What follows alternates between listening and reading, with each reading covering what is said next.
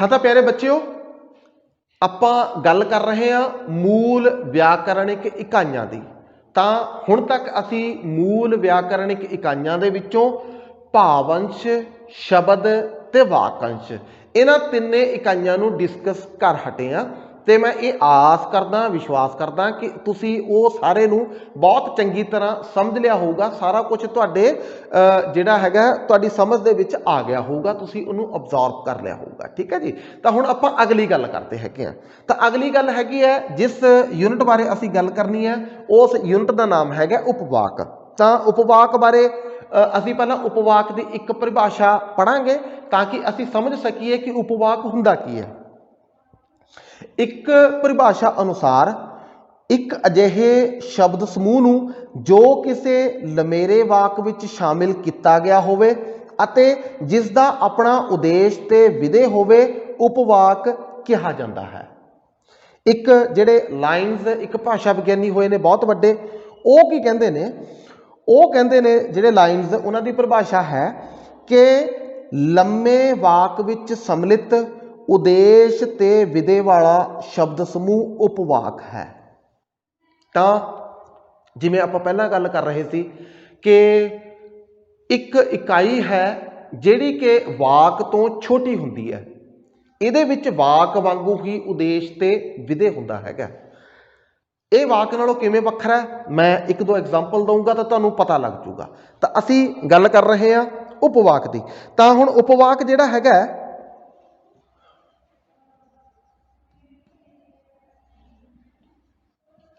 ਉਪਵਾਕ ਦੀ ਪਛਾਣ ਵਾਸਤੇ ਸਭ ਤੋਂ ਪਹਿਲੀ ਗੱਲ ਇਹ ਹੈ ਕਿ ਉਪਵਾਕ ਦੋ ਤਰ੍ਹਾਂ ਦੇ ਹੁੰਦੇ ਨੇ। ਇੱਕ ਨੂੰ ਅਸੀਂ ਕਹਿੰਦੇ ਆ ਮਿਸ਼ਰਿਤ ਉਪਵਾਕ ਤੇ ਦੂਜੇ ਨੂੰ ਅਸੀਂ ਕਹਿੰਦੇ ਆ ਸੰਯੁਕਤ ਜਾਂ ਸੰਯੁਕਤ ਉਪਵਾਕ। ਕੀ ਹੁੰਦੇ ਨੇ ਮਿਸ਼ਰਿਤ ਉਪਵਾਕ ਜਾਂ ਕੀ ਹੁੰਦਾ ਸੰਯੁਕਤ ਉਪਵਾਕ, ਇਹਦੇ ਬਾਰੇ ਆਪਾਂ ਗੱਲ ਸ਼ੁਰੂ ਕਰਦੇ ਹਾਂ। ਤਾਂ ਹੁਣ ਕੀ ਹੈ ਕਿ ਇਹਨਾਂ ਦੋਹਾਂ ਨੂੰ ਵੱਖਰਿਆਉਣ ਵਾਸਤੇ, ਇਹਨਾਂ ਦੋਹਾਂ ਨੂੰ ਡਿਫਰੈਂਸ਼ੀਏਟ ਕਰਨ ਵਾਸਤੇ, ਅਲੱਗ ਇਹਨਾਂ ਦੀ ਪਛਾਣ ਸਥਾਪਿਤ ਕਰਨ ਵਾਸਤੇ ਜਿਹੜੀ ਮਹੱਤਵਪੂਰਨ ਸ਼ੈ ਹੁੰਦੀ ਹੈ ਉਹ ਕੀ ਹੁੰਦੀ ਹੈ? ਉਹ ਹੁੰਦੀ ਹੈ ਕਿ ਜਿਹੜਾ ਮਿਸ਼ਰਿਤ ਹੈ ਇਹਦੇ ਵਿੱਚ ਵੀ ਦੋ ਟੋਟੇ ਹੋਣਗੇ ਵਾਕਾਂ ਦੇ। ਜਿਹੜਾ ਸੰਯੁਕਤ ਹੈ ਇਹਦੇ ਵਿੱਚ ਵੀ ਦੋ ਟੋਟੇ ਹੋਣਗੇ, ਛੋਟੇ ਛੋਟੇ ਜਿਹੜੇ ਵਾਕ ਨੇ, ਹਨਾ। ਫਰਕ ਕੀ ਹੈ? ਫਰਕ ਹੈਗਾ ਕਿ ਜਿਹੜਾ ਇਹਨਾਂ ਦੇ ਵਿੱਚ ਅਸੀਂ ਜ਼ਿਕਰ ਕਰਦੇ ਹੈਗੇ ਆ ਸਵਾਧੀਨ ਦਾ, ਅਸੀਂ ਜ਼ਿਕਰ ਕਰਦੇ ਹੈਗੇ ਆ ਪਰਾਧੀਨ ਦਾ। ਤੁਸੀਂ ਪਹਿਲਾਂ ਕਦੇ ਨਾ ਕਦੇ ਗ੍ਰਾਮਰ ਦੇ ਵਿੱਚ ਇਹ ਜਿਹੜੇ ਸ਼ਬਦ ਨੇ ਇਹ ਜ਼ਰੂਰ ਸੁਣੇ ਹੋਣਗੇ, ਸਵਾਧੀਨ ਤੇ ਪਰਾਧੀਨ। ਕੀ ਹੁੰਦੇ ਨੇ ਮੈਂ ਥੋੜਾ ਜਿਹਾ ਇਹਦੇ ਬਾਰੇ ਤੁਹਾਨੂੰ ਦੱਸ ਦਿੰਦਾ। ਕਿਸੇ ਵੀ ਵਾਕ ਦੇ ਵਿੱਚ ਜਿਹੜੇ ਦੋ ਟੋਟੇ ਹੁੰਦੇ ਨੇ, ਉਹਨਾਂ ਦੋ ਟੋਟਿਆਂ ਨੂੰ ਅਸੀਂ ਕਹਿੰਦੇ ਆ ਕਿ ਇਹ ਜਾਂ ਤਾਂ ਮਤਲਬ ਸਵਾਧੀਨ ਟੋਟੇ ਨੇ ਜਾਂ ਇਹਨਾਂ ਦੇ ਵਿੱਚੋਂ ਇੱਕ ਪਰਾਧੀਨ ਹੈ ਤੇ ਇੱਕ ਸਵਾਧੀਨ ਹੈ।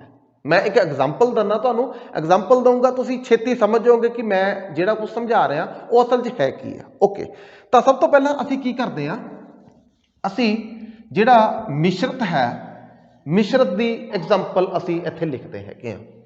ਮਿਸ਼ਰਤ ਦੀ ਐਗਜ਼ਾਮਪਲ ਹੈ ਸਿਆਣਿਆਂ ਇਹ ਕਿਹਾ ਹੈ ਕਿ ਇਮਾਨਦਾਰੀ ਸਭ ਤੋਂ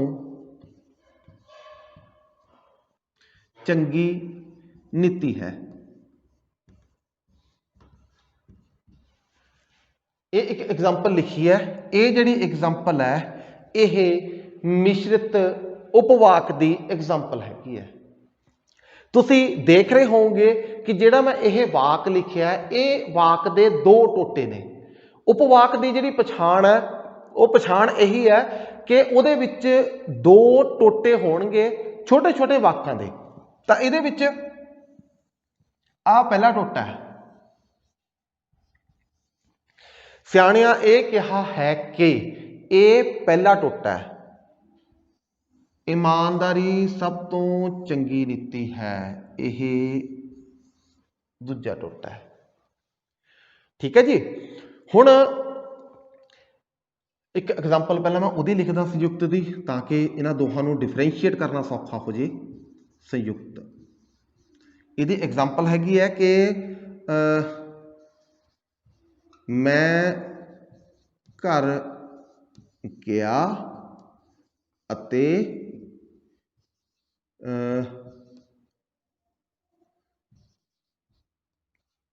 पढ़न लग पिया। ओके, ये जिहड़ी एग्जाम्पल हैगी है यह संयुक्त उपवाक की एग्जाम्पल है, उहदी यह उदाहरण है।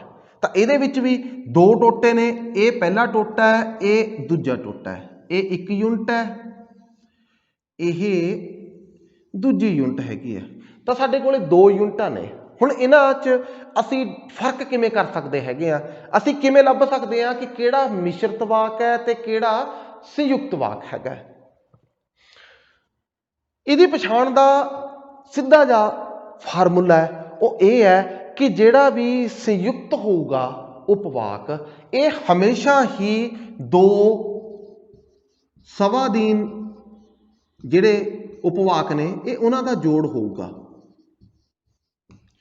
जिहड़ा मिश्रित है इहदे विच हमेशा ही एक पराधीन होगा ते दूजा सवाधीन होगा। इन्ना क याद रख लोगे ना कि जिहड़ा संयुक्त वाक है इहदे विच एक जिहड़े टोटे ने दो, ये दोनों ही सवाधीन ने। सवाधीन प्लस स्वाधीन इक्वल टू संयुक्त वाक।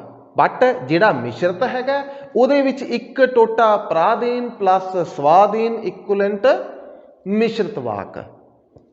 हुण ये स्वाधीन ते पराधीन की हुंदा है, इन्हूं थोड़ा जिहा मैं दस देवां। वैसे तुहानूं पता ही हैगा पर मैं फिर भी दस दिना ताकि तुहानूं होर ईजी हो जाए समझण दे विच। तां स्वाधीन तो भाव हुंदा है, स्वाधीन भाव आज़ाद सुतंत्र, जिहड़ा इंडिपेंडेंट होवे, जिहड़ा दूजे ते डिपेंडेंट ना होवे, जिहड़ा किसे दा गुलाम ना होवे, जिहड़ा किसे दे अधीन ना होवे। तां स्वाधीन तो भाव आज़ाद सुतंत्र इंडिपेंडेंट। हुण तुसीं ये दोनों वाकां नूं पढ़ो, ये दोनों वाकां दे विच्चों इनू छड्ड दो बस। ठीक है, इनू असीं कहने आ योजक। ये योजक वो है जिहड़ा कि इन्हां दोहां छोटे छोटे वाकां नूं, दोहां छोटे छोटे टुकड़ियां नूं जोड़न दा काम करदा हैगा, ज्वाइंटर दा काम करदा है ना, उहनूं छड्ड दो। तां ये वाक जिहड़ा हैगा मैं घर गया, वाक खत्म, अपने आप दे विच संपूर्ण है, इहदा एक अर्थ है। दूजा वाक पढ़ो, इनू भुल जाओ, उपरले वाक नूं बिल्कुल भुल जाओ, इनू मैं जे डिलीट कर देवां, मैं इनू लुको लवां, तो दूजा वाक है मैं पढ़न लग पिया। ये वाक भी अपने आप दे विच एक पूर्ण वाक है तो यह अर्थ दे रहा है। इनू कल्ले नूं पढ़ लो, मैं घर गया, ये भी अपने आप दे विच संपूर्ण वाक है। उपरले नूं छड्ड दो, डिलीट मार दो, थल्ले नूं पढ़ लो, मैं पढ़न लग पिया, ये भी अपने आप दे विच पूर्ण वाक है। कहण दा भाव यह है कि ये दोनों वाक अपने आप दे विच सुतंत्र ने, एक दूजे ते डिपेंडेंट नहीं है, दोनों ही इंडिपेंडेंट ने, स्वाधीन ने। योजक दे नाल यह जुड़े हुए हैं, है ना। योजक नूं आपां थोड़ा जिहा साइड ते रखते हैगे, आपां गल क्योंकि स्वाधीन ते पराधीन दी कर रहे हैं। तां इहदा मतलब यह है कि जिहड़े ये दोनों वाक ने ये अपने आप दे विच इंडिपेंडेंट ने, एक दूजे ते डिपेंडेंट नहीं हैगे। पर दूजे पासे एक टोटा पराधीन दा है ते एक टोटा स्वाधीन दा है। पराधीन तो की भाव है, पराधीन तो भाव हुंदा है जिहड़ा किसी दा गुलाम होवे, जिहड़ा आज़ाद ना होवे, जिहड़ा इंडिपेंडेंट ना होवे, डिपेंडेंट होवे। जिवें कि इहदे च एक वाक आ पढ़ो, ईमानदारी सब तो चंगी नीति है। ईमानदारी सब तो चंगी नीति है, ये वाक अपने आप दे विच संपूर्ण है। ओके, हुण असीं इहनूं बिल्कुल उपरले नूं डिलीट कर दिंदे आ, असीं थल्ले वाले नूं पढ़दे हैगे आ कि ईमानदारी सब तो चंगी नीति है, तां ये वाक अपने आप दे विच संपूर्ण है। बट जे असीं इहनूं डिलीट कर दईए, आ डिलीट करता मैं, तां हुण जिहड़ा वाक उपर लिखिया होया सियाणियां ये कहा है कि, ਇਹਦਾ ਮਤਲਬ ਇਹ ਹੈਗਾ ਕਿ ਇਹ ਵਾਕ ਅਧੂਰਾ ਹੈ, ਇਹਦੇ 'ਚ ਅੱਗੇ ਹਾਲੇ ਕੁਛ ਨਾ ਕੁਛ ਆਊਗਾ, ਹੈ ਨਾ। ਸਾਨੂੰ ਪਤਾ ਲੱਗ ਜਾਂਦਾ ਹੈ ਕਿ ਸਿਆਣਿਆਂ ਇਹ ਕਿਹਾ, ਕੀ ਕਿਹਾ, ਜਿਹੜਾ ਕੁਛ ਕਿਹਾ ਹੈਗਾ ਜੇ ਉਹ ਅੱਗੇ ਆਊਗਾ ਤਾਂ ਇਹਦਾ ਅਰਥ ਹੋਊਗਾ, ਅਦਰਵਾਈਜ਼ ਇਹਦਾ ਕੋਈ ਅਰਥ ਨਹੀਂ ਹੁੰਦਾ। ਤਾਂ ਇਹਦਾ ਮਤਲਬ ਕੀ ਹੋ ਗਿਆ ਕਿ ਜਿਹੜਾ ਇਹ ਉੱਪਰਲਾ 1 ਨੰਬਰ ਟੋਟਾ ਹੈਗਾ ਇਹ ਡਿਪੈਂਡੈਂਟ ਹੈ ਕਾਹਦੇ ਤੇ, ਜਿਹੜਾ ਆਪਾਂ ਉਹਦੇ 2 ਨੰਬਰ ਟੋਟਾ ਲਿਖਿਆ ਹੋਇਆ ਸੀ ਕਿ ਇਮਾਨਦਾਰੀ ਸਭ ਤੋਂ ਚੰਗੀ ਨੀਤੀ ਹੈ, ਉਹਦੇ ਤੇ। ਤਾਂ ਇਹਦਾ ਮਤਲਬ ਕੀ ਹੋਇਆ ਕਿ ਜਿਹੜਾ ਇਹ ਉੱਪਰਲਾ ਟੋਟਾ ਹੈਗਾ ਇਹ ਪਰਾਧੀਨ ਹੈ, ਪਰਾਧੀਨ ਭਾਵ ਉਹਦੇ ਤੇ ਡਿਪੈਂਡੈਂਟ ਹੈਗਾ, ਉਹਦਾ ਗੁਲਾਮ ਹੈਗਾ, ਉਹਦੇ ਤੇ ਆਸ਼ਰਿਤ ਹੈਗਾ। ਜਿਹੜਾ ਦੂਜਾ ਟੋਟਾ ਸੀ ਇਮਾਨਦਾਰੀ ਸਭ ਤੋਂ ਚੰਗੀ ਨੀਤੀ ਹੁੰਦੀ ਹੈ, ਉਹ ਆਪਣੇ ਆਪ ਦੇ ਵਿੱਚ ਸਵਾਧੀਨ ਹੈ, ਆਜ਼ਾਦ ਹੈ, ਇੰਡੀਪੈਂਡੈਂਟ ਹੈ, ਕਿਸੇ ਦਾ ਕੋਈ ਗੁਲਾਮ ਨਹੀਂ ਹੈਗਾ। ਠੀਕ ਹੈ ਜੀ, ਇਹ ਕੰਪਲੀਟ ਹੋ ਗਿਆ। ਓਕੇ, ਤਾਂ ਹੁਣ ਸਾਡੇ ਕੋਲੇ ਜਿਹੜਾ ਲਾਸਟ ਯੂਨਿਟ ਬਚਦਾ ਉਹ ਬਚਦਾ ਹੈਗਾ ਵਾਕ ਦਾ। ਵਾਕ ਕਿਸੇ ਵੀ ਵਿਆਕਰਨ ਦੇ ਵਿੱਚ ਸਭ ਤੋਂ ਵੱਡੀ ਇਕਾਈ ਹੁੰਦੀ ਹੈ। ਇਹ ਉਹ ਇਕਾਈ ਹੈ ਜਿਹੜੀ ਅੱਗੇ ਹੋਰ ਕਿਸੇ ਇਕਾਈ ਦੇ ਵਿੱਚ ਸ਼ਾਮਿਲ ਨਹੀਂ ਹੁੰਦੀ, ਕਿਸੇ ਵੀ ਹੋਰ ਇਕਾਈ ਦਾ ਹਿੱਸਾ ਨਹੀਂ ਬਣਦੀ ਹੈਗੀ। ਇਹ ਆਪਣੇ ਆਪ ਦੇ ਵਿੱਚ ਇੱਕ ਸੰਪੂਰਨ ਪੂਰਨ ਇਕਾਈ ਹੈਗੀ ਹੈ, ਜਿਹਨੂੰ ਕੀ ਕਿਹਾ ਜਾਂਦਾ ਹੈ, ਵਾਕ। ਓਕੇ, ਹੁਣ ਵਾਕ ਬਾਰੇ ਜਿਹੜਾ ਬਲੂਮਫੀਲਡ ਹੈ ਭਾਸ਼ਾ ਵਿਗਿਆਨੀ, ਉਹ ਕੀ ਕਹਿੰਦਾ ਹੈ? ਉਹ ਕਹਿੰਦਾ ਹੈ ਕਿ ਵਾਕ ਇੱਕ ਸੁਤੰਤਰ ਭਾਸ਼ਕ ਰੂਪ ਹੈ ਜੋ ਕਿਸੇ ਵੀ ਹੋਰ ਵੱਡੇ ਭਾਸ਼ਾਈ ਰੂਪ ਦਾ ਅੰਗ ਨਹੀਂ ਹੁੰਦਾ। ਠੀਕ ਹੈ ਜੀ। ਹੁਣ ਜਿਹੜਾ ਕੋਈ ਵੀ ਵਾਕ ਹੈ ਉਹ ਵਾਕ ਦੇ ਵਿੱਚ ਹਮੇਸ਼ਾ ਹੀ ਉਦੇਸ਼ ਤੇ ਵਿਧੇ ਜ਼ਰੂਰ ਹੋਣਗੇ, ਜਿਹਦੀ ਆਪਾਂ ਹੁਣ ਤੱਕ ਗੱਲ ਕਰਦੇ ਆ ਰਹੇ ਹਾਂ। ਕੀ ਹੁੰਦਾ ਉਦੇਸ਼ ਤੇ ਵਿਧੇ? ਮੈਂ ਤੁਹਾਨੂੰ ਦੱਸ ਦਿੰਦਾ। ਕੋਈ ਵੀ ਸ਼ਬਦ ਹੁੰਦਾ ਹੈ, ਜਿਵੇਂ ਗੁਲਾਬ ਸੋਹਣਾ ਹੈ। ਹੁਣ ਇਹਦਾ ਸਿੱਧਾ ਜਿਹਾ ਫੰਡਾ ਇਹ ਹੁੰਦਾ, ਜੇ ਇਹਨੂੰ ਸਮਝਣਾ ਹੋਵੇ ਬਿਲਕੁਲ ਸਿੱਧਾ ਜਿਹਾ ਫੰਡਾ ਇਹ ਹੈ ਕਿ ਉਦੇਸ਼ ਹੁੰਦਾ ਜਿਹਦੇ ਬਾਰੇ ਗੱਲ ਕੀਤੀ ਜਾਵੇ, ਵਿਧੇ ਕੀ ਹੁੰਦਾ? ਜੋ ਗੱਲ ਕੀਤੀ ਜਾਵੇ।